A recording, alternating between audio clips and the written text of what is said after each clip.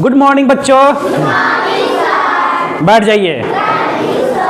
कहते हैं कि इस संघर्ष भरे जीवन में जिंदगी जीना कहाँ आसान होते हैं, मंजिल उन्हीं को मिलते हैं जिनके सपनों में जान होते हैं। किसी ने ठीक ही कहा है कि सिर्फ पंखों से ही नहीं हौसलों से उड़ान होते हैं।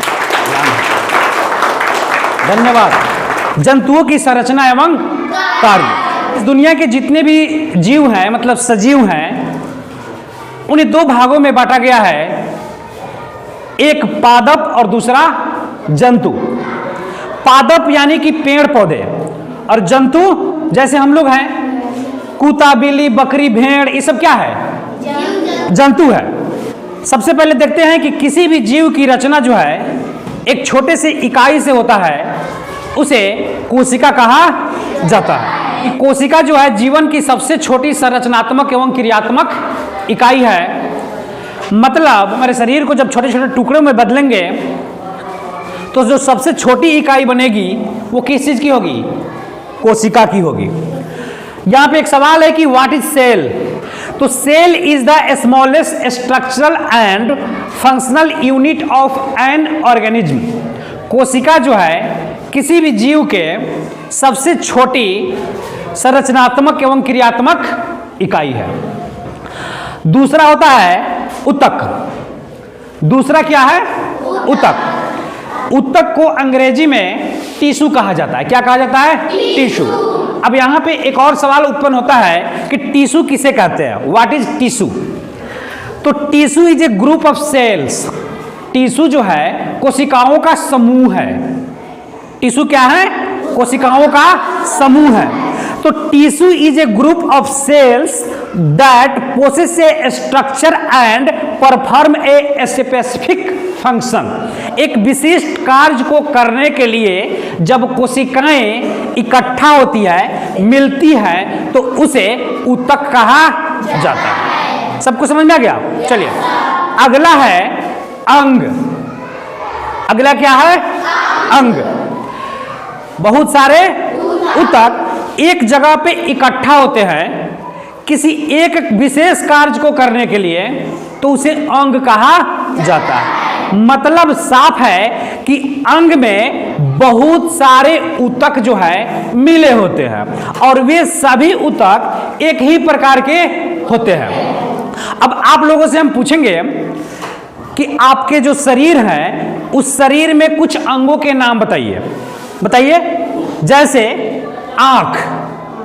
आंख हमारे शरीर का एक बहुत ही महत्वपूर्ण अंग है, जिससे हम कौन सा काम करते हैं? देखने का काम करते हैं। नाक। नाक हमारे शरीर का अंग है जिससे हम सूंघने का कार्य करते हैं, है ना? और क्या कार्य करते हैं इससे?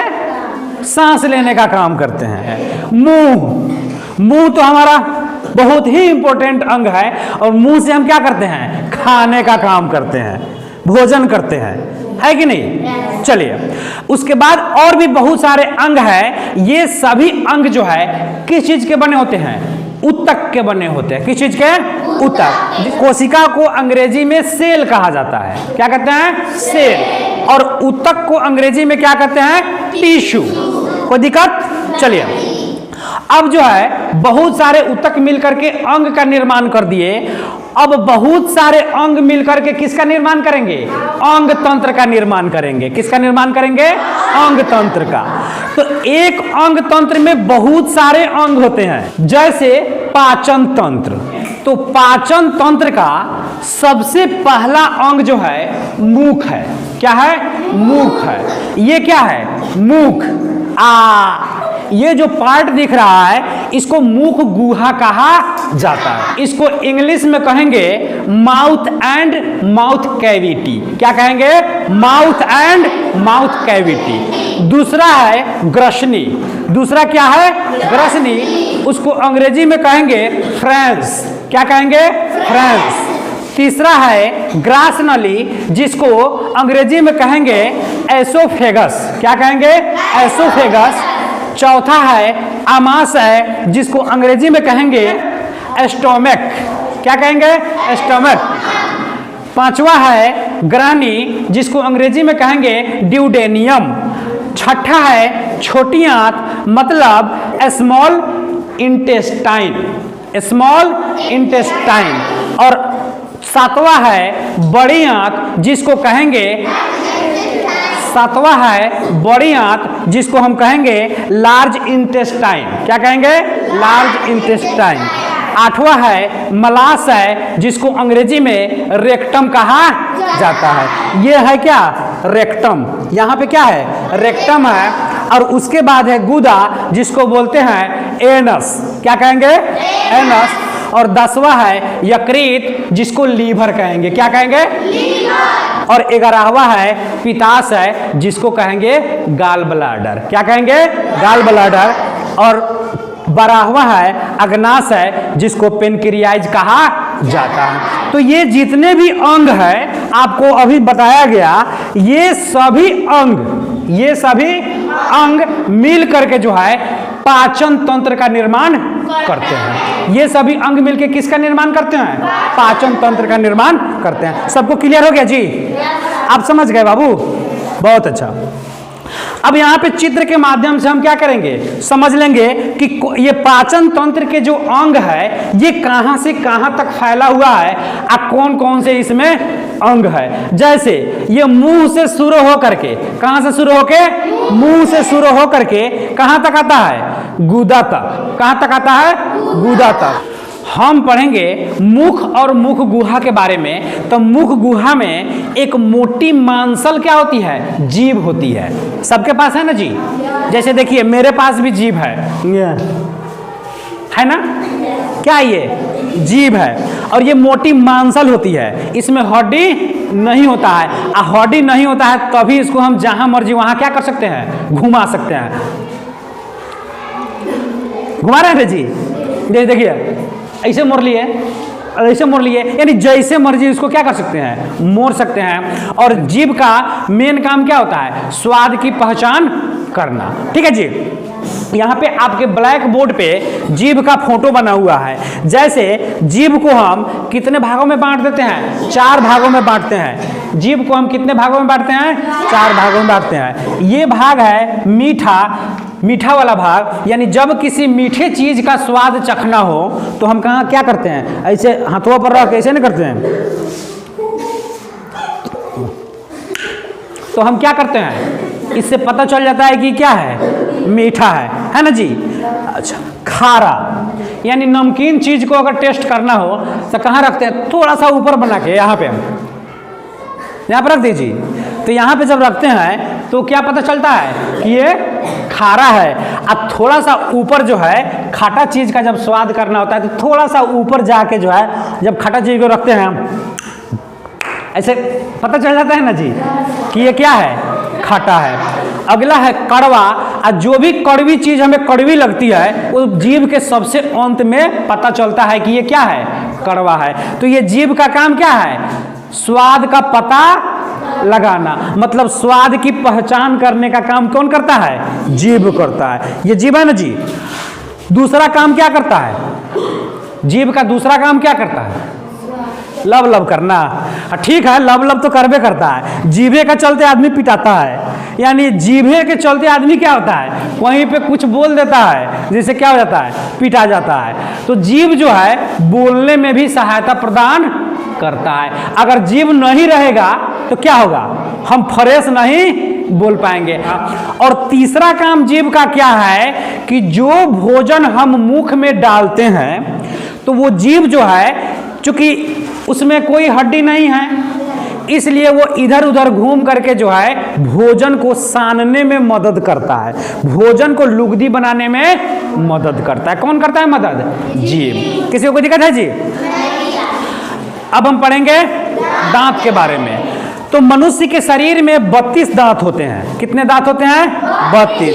अरे तभी ना किसी को हम कहते हैं कि तुम्हारा मार के 32 ये तोड़ देंगे, कहते हैं ना जी? का बजरंगी मतलब एक वयस्क मनुष्य के मुंह में कितने दांत होते हैं? 32 दांत होते हैं। और ये दांत जो है कैल्शियम के बने होते हैं, काफी क्या होते हैं? मजबूत होते हैं। और ये भोजन को क्या करते हैं? काटने और पीसने का काम करते हैं। जैसे जो भी भोजन हम मुंह में डालते हैं तो हमारी दांत जो है क्या करता है? अपना कार्य स्टार्ट कर देता है, मतलब उसको काटना क्या कर देता है, शुरू कर देता है, और पीसना भी शुरू कर देता है। मनुष्य के मुंह में जो 32 दांत होते हैं उनमें से 16 दांत नीचे होते हैं और 16 दांत ऊपर होते हैं। 16 दांत नीचे और 16 दांत ऊपर। और कार्य के हिसाब से मनुष्य के जो 32 दांत है उन दांतों को 4 भागों में बांटा गया है। कितने भागों में बांटा गया है? 4 भागों में बांटा गया है। उन 4 भागों के नाम क्या क्या है? इंसाइजर। क्या है? इंसाइजर, केनाइन, प्रीमोलर और मोलर। कौन कौन है एक बार बोलिए आप लोग? इंसाइजर, केनाइन, प्रीमोलर और मोलर। ठीक है जी। ये जो इंसाइजर है इनकी कुल संख्या कितनी होती है? 8। और ये जो केनाइन है इसकी कुल संख्या कितनी होती है? 4। और ये जो प्रीमोलर है, प्रीमोलर की कुल संख्या कितनी होती है? 8। कितनी होती है? 8। और मोलर की कुल संख्या कितनी होती है? 12। आप कुल जोड़िएगा तो कितना हो जाएगा? 32। मतलब मनुष्य के शरीर में कितने दांत हुए? 32। जब कोई छोटा बच्चा होता है यानी शैशवावस्था में होता है तो उस समय उसके शरीर में 32 दांत नहीं होते हैं। उस समय उसके शरीर में मात्र 20 दांत होते हैं। जो 5 से 7 साल होते होते उसके दांत क्या हो जाते हैं? टूट जाते हैं। तभी हम कहते हैं कि इस बच्चा का दूधा का दांत क्या हो गया है? टूट गया है। आप लोग भी जब 6 या 7 साल के रहे होंगे, विद्यालय में पहली क्लास में आए होंगे, तो आपका भी दूधा का दांत टूटा होगा नहीं? बहुत सारे जैसे बोरा पर बैठते थे ना पहले हम लोग, तो बच्चे क्या करते थे कि बोरा का सूत लगा के और उसको ऐसे ऐसे कर करके उसको क्या करता था? फटाक से तूर लेता था। नहीं ऐसा होता ना? तूर को उसको क्या करता था? मिट्टी में उसको गाड़ देता था। काहे? न तो कौआ लेके चला जाएगा। ऐसा है ना? चलिए, तो जब एक बार मिल्क टीथ जब टूट जाता है तो उसके स्थान पर दूसरी बार जो है क्या हो जाते हैं? फिर से दांत जम जाते हैं, उग जाते हैं, है कि नहीं? लेकिन जब किसी वयस्क मनुष्य के मुंह का दांत वयस्क होने के बाद टूटता है तो फिर दोबारा नहीं जमता है। किसी को कोई दिक्कत है? नहीं। अब हम लोग आते हैं मेन टॉपिक पे। हमारे दांतों को जो है मुख्य रूप से 4 भागों में बांट दिया गया है। इंसाइजर, इंसाइजर की संख्या जो है 8 होती है, जिसमें 4 नीचे होते हैं और 4 ऊपर होते हैं। किसी को कोई दिक्कत? इन इंसाइजर से जो है काटने का काम किया जाता है। इंसाइजर से किसका काम किया जाता है? काटने का काम किया जाता है। आप लोग भी जब रोटी खाते हैं, आप लोग भी क्या करते हैं? रोटी खाते हैं तो कैसे काटते हैं? ऐसे काटते हैं, ऐसे ही करते हैं ना जी? तब मतलब जिससे आपने काटा है वो दांत कौन है? इंसाइजर है। चलिए, तो इंसाइजर की संख्या कितनी हुई? एक तरफ 4 और 4 नीचे और 4 ऊपर, कुल कितने हो गए? 8। किसी को कोई दिक्कत? नहीं। चलिए, अब हम लोग पढ़ेंगे केनाइन के बारे में। किसके बारे में? केनाइन के बारे में। तो केनाइन दांतों की संख्या कितनी होती है? 4, जिसमें 2 नीचे और 2 ऊपर। इसमें 2 नीचे और 2 ऊपर। आप एक साइड का देखिए, 4 दांत है। 4 दांत के बाद जो दांत है, 4 दांत के बाद जो दांत है दोनों तरफ, एगो इधर और एगो इधर, उसको केनाइन कहेंगे। क्या कहेंगे? केनाइन कहेंगे। केनाइन को हिंदी में रदनक कहा जाता है। क्या कहते हैं? रदनक। इंसाइजर को हिंदी में कृंतक कहते हैं। क्या कहते हैं? कृंतक। कोई दिक्कत है जी? मतलब जिस दांत से चीरने का काम करते हैं उसको केनाइन कहा जाता है। किसी को कोई दिक्कत? केनाइन के बाद जो है अगला दांत है प्रीमोलर। क्या है? और प्रीमोलर दांतों की संख्या कितनी होती है? 4 नीचे और 4 ऊपर, कुल मिलाकर कितने हो गए? 8। प्रीमोलर को हिंदी में बोलते हैं अग्रच्वर्णक। क्या कहते हैं? मतलब आगे से चबाने वाला। जैसे किसी चीज को जब हम खाते हैं तो चबाने का जो काम करते हैं फर्स्ट में, फर्स्ट में जो चबाने का काम करते हैं वो अग्रचवर्णक यानी प्री मोलर से ही करते हैं। आप चले जाइए। उसके बाद है मोलर। उसके बाद क्या है? मोलर दांतों की संख्या कुल कितनी होती है? 12। मोलर दांतों की कुल संख्या कितनी होती है? 12। 12 दांतों में 6 दांत नीचे और 6 दांत ऊपर होते हैं, जिसमें से 3 एक तरफ और 3 एक तरफ, 3 एक तरफ और 3 एक तरफ, यानी कुल हो गए 6। यानी नीचे जो है मोलर दांतों की संख्या 6 हो गई और ऊपर नीचे मिला के 12। मोलर को अंग्रेजी में बोलते हैं चवर्णक, यानी चबाने वाला, पीसने वाला, यानी उससे पीसने का काम किया जाता है। ऐसा कहिए तो वो आटा चक्की है। क्या है वो? आटा चक्की है। जब ही हम रोटी को मुंह में डालते हैं, जैसे ये रोटी को क्या किया, मुंह में डाल लिए, तो काटने का काम कौन किया? इंसाइजर। काटने का काम कौन किया? चीरने का काम कौन किया? उसे काटने और पीसने का काम कौन किया? फर्स्ट में प्रीमोलर। आप पूर्ण रूपेण उसे पूरी तरह से महीन बनाने का काम कौन किया? मोलर किया। इस तरह से हमारा भोजन जो है छोटे छोटे टुकड़ों में क्या हो गया? विभक्त हो गया। हमारा भोजन क्या हो गया? छोटे छोटे टुकड़ों में विभक्त हो गया। अब देखिए, जब हमारा भोजन छोटे छोटे टुकड़ों में विभक्त हो गया तो मुंह में जो है लार ग्रंथियां पाई जाती है, थोड़ा सा अलग हटके। आप चित्र में भी देख सकते हैं, ये मुंह है, इसके मुंह के बगल में लार ग्रंथियां होती है। एक इस साइड में होती है और एक इस साइड में। इन लार ग्रंथियों से लार निकलना शुरू हो जाता है। एक रस टाइप का द्रव्य जो है निकालना शुरू हो जाता है। वो लार ग्रंथियां भोजन को सान करके जो है लुगदी बना देता है। लुगदी जानते हैं जी? जैसे हम आटा को गूंथते हैं ना पूड़ी बनाने के लिए, चाहे भटूरे बनाने के लिए। छोले भटूरे खाए हैं ना जी? यस। तो भटूरे बनाने के लिए जो लुगदी बनाते हैं, सेम उसी तरह से हमारा भोजन जो है क्या हो गया? लुगदी बन जाता है। किसी को कोई दिक्कत है जी? नहीं। अब भोजन हमारा क्या हो गया? लुगदी बन गया। ठीक है जी? भोजन बहुत ही सॉफ्ट एवं मुलायम हो गया। अब इसके बाद जो है भोजन कहाँ जाता है? ग्रसनी में। कहाँ जाता है? ग्रसनी में। ग्रसनी जो है मुंह से एक नली निकलती है। मुंह से क्या निकलती है? एक नली निकलती है। मुंह से क्या निकलती है? एक नली निकलती है। और वो नली जो है भोजन को ले करके कहाँ लेके आता है? ग्रास नली में लेके आता है। हमारा भोजन मुलायम हो गया है। ग्रसनी में आसानी से भोजन जो है क्या करते हैं?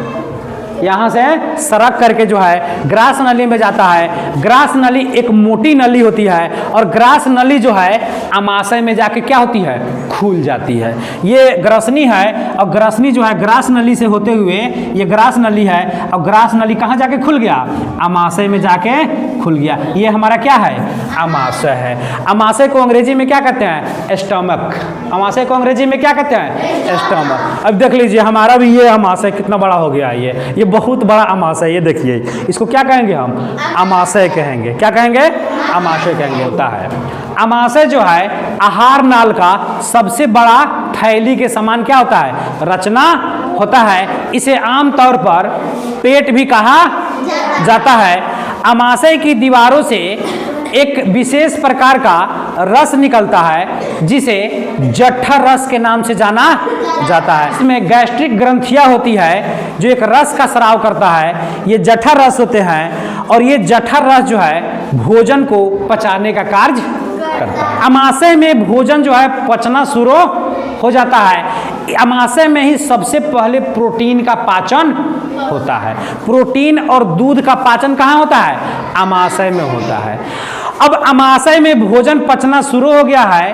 अमाशय से भोजन जो है, जो अधपचा भोजन बच जाता है, वो भोजन कहाँ चला आता है? छोटी आंत में। ये भोजन कहाँ आ गया? छोटी आंत में आ गया। छोटी आंत जो है लगभग 6 मीटर लंबी होती है और ये कुंडलित आकार में होती है। जैसे आप देखे होंगे बकरा को मारते हुए मार के जो लटकाया रहता है और उसमें आपको ये मिल जाएगा क्या? छोटी आंत। जो एक कुंडलित रचना होगी, नहीं व्हाइट कलर का होता है ना जी, उसी को छोटी आंत कहा जाता है। ये मनुष्य के शरीर में भी पाया जाता है। छोटी आंत से ही हमारा भोजन कहाँ चला जाता है? खून में जाके मिल जाता है।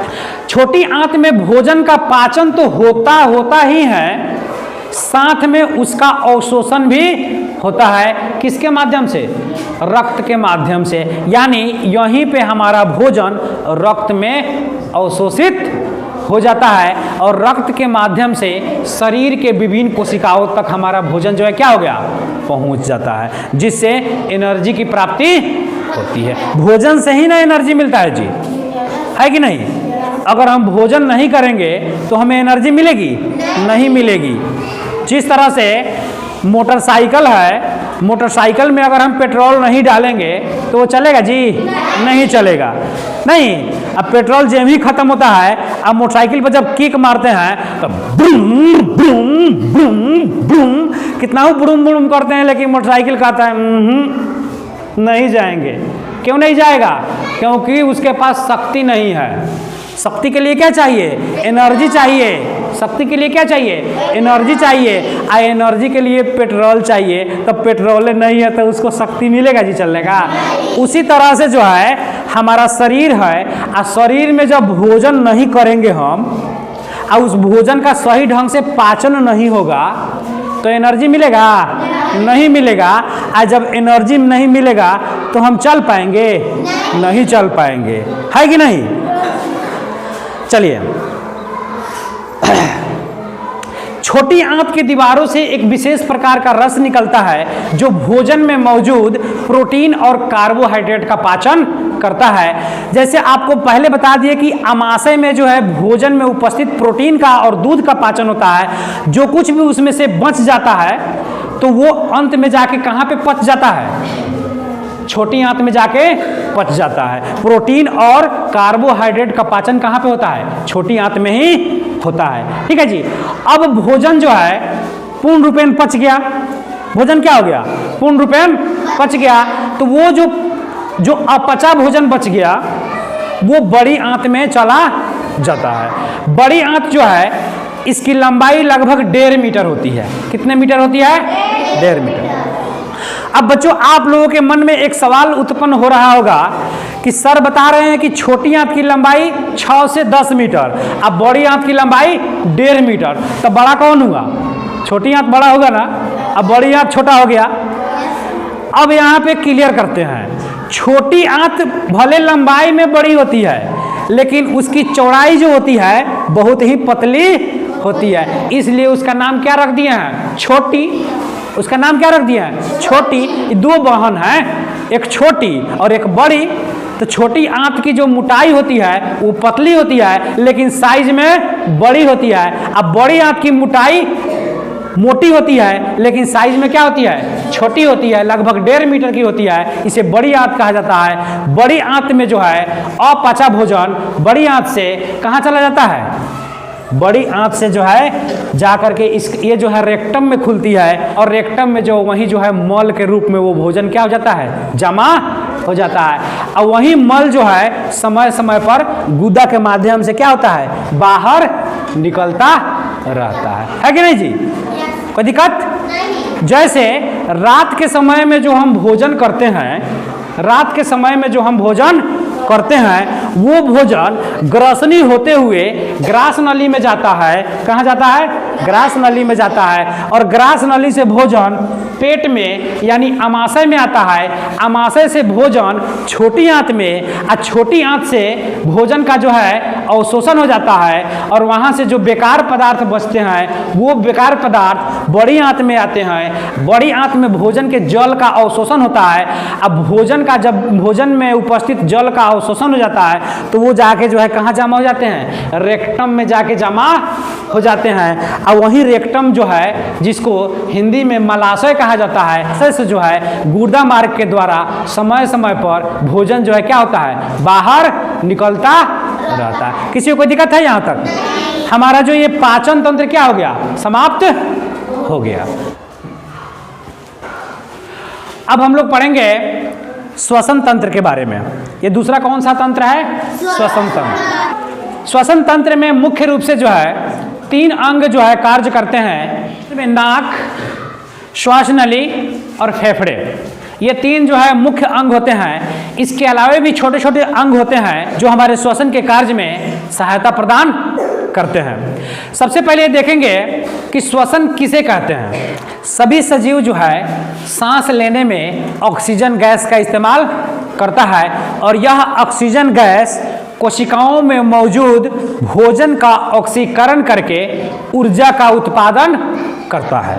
किस चीज का उत्पादन करता है? ऊर्जा का उत्पादन करता है। भोजन का जब ऑक्सीकरण होता है तो ऊर्जा भी बनता है और कार्बन डाइऑक्साइड गैस भी बनता है। तो जीव जो है ऊर्जा को अपने कार्य में इस्तेमाल कर लेते हैं, जो है ऊर्जा का इस्तेमाल शारीरिक कार्य में कर लेते हैं और कार्बन डाइऑक्साइड सांस के द्वारा बाहर निकाल दिया जाता है। किसी को कोई दिक्कत है? नहीं। इस प्रकार जीवों में ऑक्सीजन द्वारा ऊर्जा मुक्त होने की क्रिया को श्वसन कहा जाता है। उसको अंग्रेजी में रेस्पायरेशन के नाम से भी जाना जाता है। इसको क्या किस नाम से जानते हैं? रेस्पायरेशन। वास्तविक रूप में जो श्वसन क्रिया है वो दो क्रियाओं का सम्मिलित रूप होता है। वो दो क्रियाएं कौन से हैं, अब इसके बारे में हम लोग थोड़ा सा पढ़ेंगे। सबसे पहला है इंस्पायरेशन। इंस्पायरेशन किसे कहते हैं? जब हम सांस के रूप में ऑक्सीजन गैस को नासिका के माध्यम से अपने फेफड़ों तक ले जाते हैं और फिर फेफड़ा में मौजूद ब्लड के माध्यम से शरीर के विभिन्न कोशिकाओं तक पहुंचता है, तो इस क्रिया को इंस्पायरेशन कहा जाता है। इसको हिंदी में अंतः श्वसन के नाम से भी जानते हैं। और दूसरा होता है क्या? एक्सपायरेशन। दूसरा क्या है? एक्सपायरेशन। जब कोशिकाओं में मौजूद भोजन का ऑक्सीकरण हो जाता है तो ऑक्सीकरण के फलस्वरूप ऊर्जा और कार्बन डाइऑक्साइड का निर्माण होता है। तो कार्बन डाइऑक्साइड को फिर वहीं सांस लेने की क्रिया द्वारा बाहर निकालते हैं। इस क्रिया को एक्सपायरेशन के नाम से जानते हैं। उसको निःश्वसन भी कहा जाता है। इस प्रकार ये दोनों क्रियाएं हमेशा चलती रहती है और इन दोनों क्रियाओं को सम्मिलित रूप से ब्रीथिंग के नाम से जानते हैं। ब्रीथिंग को हिंदी में श्वासोश्वास भी कहा जाता है। क्या कहते हैं? श्वासोश्वास। ब्रीथिंग क्या है? इंस्पायरेशन और एक्सपायरेशन का सम्मिलित रूप होता है। मतलब श्वासोश्वास क्या है? नासिका छिद्र द्वारा ऑक्सीजन को नहीं ले करके शरीर के विभिन्न कोशिकाओं तक पहुंचाना इंस्पायरेशन कहलाता है। पुनः कोशिकाओं में मौजूद भोजन के ऑक्सीकरण के फलस्वरूप नासिका छिद्र द्वारा कार्बन डाइऑक्साइड को शरीर से बाहर निकालने की क्रिया को क्या कहते हैं? एक्सपायरेशन या निःश्वसन के नाम से जाना जाता है और इनके सम्मिलित रूप को श्वासोश्वास कहा जाता है। इस श्वसन क्रिया में सबसे महत्वपूर्ण अंग है नाक। सबके पास है ना जी? आपके पास नाक है? सबके पास नाक है, मेरे पास भी नाक है। ये नाक है और नाक के बीच में जो है एक दीवार होती है ना जी? और इस दीवार के माध्यम से नाक जो है दो भागों में बटा रहता है। इन दोनों भागों को नासिका छिद्र कहा जाता है। इन दोनों भागों को क्या कहते हैं? नासिका छिद्र कहते हैं। नासिका छिद्र में महीन छोटे छोटे बाल होते हैं और उसमें म्यूकस भी होते हैं। जब बाहरी वातावरण से हम वायु को सांस के रूप में लेते हैं तो नासिका छिद्र में मौजूद बाल और म्यूकस अपने अंदर उन जीवाणु और धूल कणों को चिपका लेते हैं, जिससे स्वच्छ वायु ग्रसनी में पहुंचता है। स्वच्छ वायु कहां पहुंचता है? ग्रसनी में पहुंचता है। और इस तरह से वायु ग्रसनी में आकर के ग्रसनी से कहां पहुंचता है? श्वास नली में। कहां पहुंचता है? श्वास नली में। मतलब ग्रसनी कहां पे खुलता है? श्वास नली में। इस चित्र में भी आप देख सकते हैं ये नाक है और नाक के बाद जो है ग्रसनी है और ग्रसनी जो है श्वास नली में खुला। ग्रसनी और श्वास नली के बीच एक ढक्कन जैसी रचना होती है। ग्रसनी और श्वास नली के बीच एक ढक्कन जैसी रचना होती है। उस ढक्कन जैसी रचना को जो है उपजिह्वा के नाम से जाना जाता है। उस ढक्कन जैसी रचना को उपजिह्वा के नाम से जाना जाता है। जब हम भोजन करते हैं तो वो ढक्कन जो है बंद हो जाता है। क्या हो जाता है? बंद हो जाता है, जिससे भोजन जो है श्वास नली में प्रवेश नहीं करता है। लेकिन कभी कभी ऐसा होता है कि हमारा भोजन श्वास नली में भी प्रवेश कर जाता है, तो हम क्या करते हैं, भोजन करते करते एकाएक जो है खांसना शुरू कर देते हैं। नहीं तो उसको हम आम भाषा में क्या कहते हैं कि भोजन जो है सरक गया है, हमारे मामा के यहाँ किसी ने हमारा नाम लिया है, ऐसा कहते हैं ना जी, है ना, यही होता है। वो ढक्कन खुल जाता है और भोजन जो है ग्रसनी से होकर श्वास नली में चला जाता है, उसको खांस करके हम बाहर निकालते हैं और पानी पीते हैं, फिर हमारा क्या हो जाता है, सही हो जाता है। अब देखिए श्वास नली क्या होता है। श्वास नली जो है उपास्थि से बने हुए छल्लों का एक गुच्छा होता है। जिस तरह से आप छोटे छोटे चूड़ी को एक के ऊपर दूसरा, दूसरे के ऊपर तीसरा रख करके ऐसे रखेंगे तो एक नली जैसी रचना बन जाएगी ना जी, नहीं। और वो छल्ला जो है हड्डी का बना होता है, उपास्थि का बना होता है, जिससे वो इसको चिपकने नहीं देता है। यदि श्वास नली चिपक जाएगा तो वायु जो है शरीर के अंदर प्रवेश नहीं करेगा और हमारी मृत्यु हो जाएगी। इसके लिए जो है वो उपास्थि के बने हुए छल्ले जैसी एक रचना होती है। आप यहाँ पे अपना हाथ रख कर देखेंगे तो ऊबड़ खाबड़ दिखाई देगा, चूड़ी जैसी रचना दिखाई देती है ना जी। तो क्या है, उसी को ट्रैकिया या श्वास नली के नाम से जाना जाता है। अब श्वास नली जो है जब फेफड़े के नजदीक आती है तो वो दो भागों में बढ़ जाती है। इन दोनों भागों को श्वसनी के नाम से जाना जाता है। इन दोनों भागों को श्वसनी के नाम से जाना जाता है। ये श्वसनी जो है नहीं फेफड़ों में जा करके खुल जाती है। अब आते हैं फेफड़ा के बारे में। फेफड़ा जो है हमारे शरीर में कितने होते हैं, दो होते हैं, एक दाएं भाग में और एक बाएं भाग में। तो दाएं भाग का जो फेफड़ा होता है वो बाएं भाग के फेफड़े से क्या होता है, बड़ा होता है। दाएं भाग का फेफड़ा बाएं भाग के फेफड़े से क्या होता है, बड़ा होता है। एक श्वसनी दाएं फेफड़े में और दूसरा श्वसनी बाएं फेफड़े में जाके खुल जाती है। अब जो है ये श्वसनी जो है फेफड़े में खुलने के बाद बहुत सारी महीन रचनाओं के रूप में विभाजित हो जाती है। उन महीन रचनाओं को श्वसनिका के नाम से जाना जाता है। इसमें बहुत सारे फेफड़े में महीन रचनाएं होती है, उन रचनाओं को श्वसनिका के नाम से जाना जाता है। और श्वसनिका का सबसे अंतिम भाग जो है वायु कोश कहलाता है। इसी वायु कोश में ब्लड आता है और यहीं पे जो है ब्लड वायु के साथ मिल करके जो है शरीर के विभिन्न कोशिकाओं तक जाता है, जहां पर ऑक्सीकरण की क्रिया होती है और ऊर्जा का उत्पादन होता है। ठीक है, सबको समझ में आ गया। फिर वहीं इसका विपरीत, जब कोशिकाओं में ऑक्सीजन पहुंचता है, ऑक्सीकरण की क्रिया होती है, ऊर्जा का उत्पादन होता है, ऊर्जा जो है एटीपी के रूप में कोशिकाओं में संचित हो जाता है। वहां से कार्बन डाइऑक्साइड रक्त के साथ मिल करके फिर से कहाँ आता है, फेफड़ा के वायु कोश में आता है। और वायु कोश में जो है वहाँ पे छन्नी का कार्य होता है, छानने का काम होता है। कार्बन डाइऑक्साइड जो है रक्त से बाहर कर लिया जाता है और वो कार्बन डाइऑक्साइड पुनः जो है वायु कोश से श्वसनिका में और श्वसनिका से श्वसनी में और श्वसनी से श्वास नली में और श्वास नली से ग्रसनी में और ग्रसनी से नासिका छिद्र के द्वारा बाहर चला आता है। तो इस प्रकार जो है हमारा श्वसन का क्रिया संपन्न होता है। सबको समझ में आ गया सबको श्वसन तंत्र के बारे में? तो श्वसन तंत्र में मेन रूप से कितने अंग कार्य किए, नाक, श्वास नली और फेफड़ा।